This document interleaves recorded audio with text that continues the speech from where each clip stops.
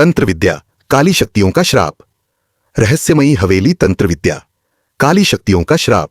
सूरज horror story podcast में आपका स्वागत है। यहां स्टोरी सत्य घटना पर आधारित है।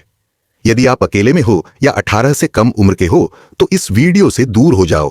यहां स्टोरी जितना देखने में इंटरेस्ट नहीं है उतना सुनने में इंटरेस्ट आने लगेगा आपको, क्योंकि यहां स्टोरी ही कुछ ऐसी है।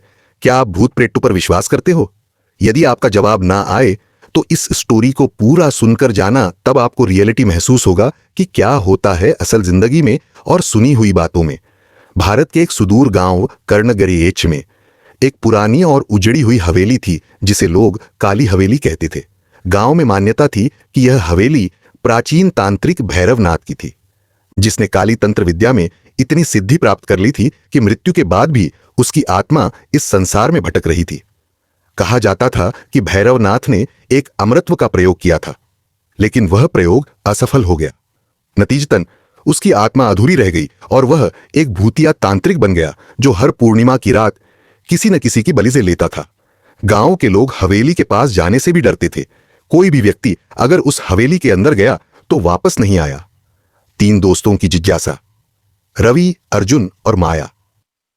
तीनों दोस्त थे और अंधविश्वासों पर विश्वास नहीं करते थे। रवि एक पत्रकार था, अर्जुन फोटोग्राफर और माया एक इतिहास की छात्रा। जब उन्होंने काली हवेली के बारे में सुना तो उन्हें विश्वास नहीं हुआ। उन्होंने गांव वालों से इस बारे में और जानकारी ली, लेकिन सभी ने उन्हें मना किया कि वे उस हवेली के पास भी न जाएं। रवि ने मुस्कुराकर कहा, अंधविश्वास से डरकर सच्चाई छुपाई नहीं जा सकती। अर्जुन और माया ने सहमति जताई और वे तीनों तय कर चुके थे कि वे काली हवेली में जाकर सच का पर्दाफाश करेंगे। हवेली में पहला कदम। रात के ठीक 12 बजे वे तीनों काली हवेली के सामने पहुंचे।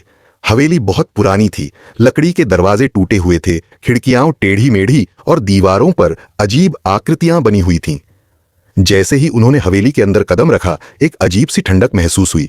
हवा में गंधक, सल्फर जैसी बदबू थी। माया ने धीरे से कहा, यह जगह सच में अजीब लग रही है। रवि ने टॉर्च जलाकर इधर उधर देखा। फर्श पर खून के धब्बे थे और दीवारों पर तंत्र मंत्र के लाल और काले अक्षर लिखे हुए थे। अचानक हवेली के अंदर रखी एक पुरानी घड़ी अपने आप चलने लगी और 3 बार टन टन की आवाज आई। तुम्हें यहां नहीं आना चाहिए था। एक धीमी लेकिन डरावनी फुसफुसाहट हवा में गूंजी। अर्जुन ने तुरंत अपनी कैमरा उठाकर फोटो खींचने की कोशिश की, लेकिन जैसे ही उसने कैमरा चालू किया उसका स्क्रीन अपने आप काला हो गया। तांत्रिक की किताब। कमरे के कोने में एक पुरानी किताब पड़ी थी जिस पर लिखा था, तंत्र विद्या मृत्यु से परे। माया ने जैसे ही किताब खोली, अंदर रक्त से बने तांत्रिक चिन्ह थे।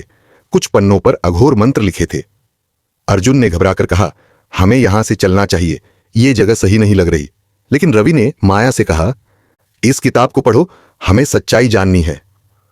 माया ने जैसे ही मंत्र पढ़ना शुरू किया, हवेली की खिड़कियां तेज हवा से खुद ब खुद खुलने लगीं और बाहर तेज गरज के साथ बिजली कड़कने लगी। तभी अचानक कमरे के एक कोने में एक परछाई बननी शुरू हुई। वह परछाई धीरे धीरे एक काले लबादे में बदल गई। उसकी आंखें लाल अंगारों जैसी चमक रही थीं और उसके शरीर से काला धुआं निकल रहा था। वह धीरे धीरे तीनों के पास आने लगा। तुमने मेरी शांति भंग कर दी, अब इसकी सजा मिलेगी। तांत्रिक का श्राप। भैरवनाथ की आत्मा अब पूरी तरह से प्रकट हो चुकी थी। वह जोर जोर से हंसने लगा और उसकी हंसी से पूरा कमरा गूंज उठा। रवि और अर्जुन डर के मारे पीछे हटने लगे, लेकिन माया मंत्र पढ़ने लगी। भैरवनाथ गुस्से में चिल्लाया, तुम मेरे मंत्र पढ़ने की हिम्मत कैसे कर सकती हो? उसने हवा में हाथ उठाया और अचानक माया के शरीर से खून निकलने लगा। रवि ने जल्दी से किताब उठाकर आग में डाल दी। जैसे ही किताब जली, भैरवनाथ की आत्मा जोर से चिल्लाई और पूरा कमरा आग की लपटों में घिर गया। अर्जुन और माया ने दौड़कर रवि को पकड़ लिया और तीनों हवेली से बाहर भागे। जैसे ही वे बाहर आए, हवेली अचानक अपने आप गिरने लगी और कुछ ही पलों में वहां सिर्फ राख और धूल बची। श्राप से मुक्ति या नई शुरुआत। सुबह गांव वाले वहां पहुंचे तो हवेली पूरी तरह से नष्ट हो चुकी थी। रवि, अर्जुन और माया ने सोचा कि अब सब कुछ खत्म हो चुका है, लेकिन तभी रवि को अपने कंधे पर एक ठंडी सांस महसूस हुई। उसने पीछे मुड़कर देखा, लेकिन वहां कोई नहीं था। लेकिन हवेली की राख में एक किताब का पन्ना अभी भी जलने से बचा हुआ था, जिस पर लिखा था, श्राप कभी समाप्त नहीं होता, यह सिर्फ नए शिकार का इंतजार करता है। ऐसे ही हॉरर स्टोरी सुनने के लिए हमारे चैनल को सब्सक्राइब करिए और हाँ,